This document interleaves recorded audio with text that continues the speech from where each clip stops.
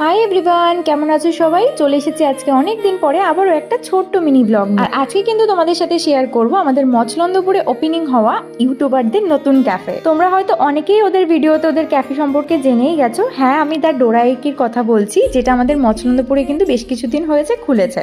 তো আজকে আমি আর আমার বন্ধু মিলে চলে গেছিলাম এই ক্যাফে খাবারগুলো টেস্ট করতে। লোকেশনটা একটু শেয়ার করে দিই। স্টেশন থেকে নেমে তেঁতুলিয়া রোডে তপবন নার্সিংহোমের ঠিক অপোজিটেই কিন্তু রয়েছে এই ক্যাফেটা। আর এই ক্যাফেটার পুরো থিমটাই কিন্তু রয়েছে ডোরেমনের থিমের ওপরে। মেনুটা একবার শেয়ার করছি, তোমরা পজ করে দামগুলো দেখে নিতে পারো। এখানে সমস্ত খাবারের দাম কিন্তু একদম রিজনেবল প্রাইসে ছিল। আর সব থেকে ফেমাস হচ্ছে এখানকার ডোরা কেকগুলো।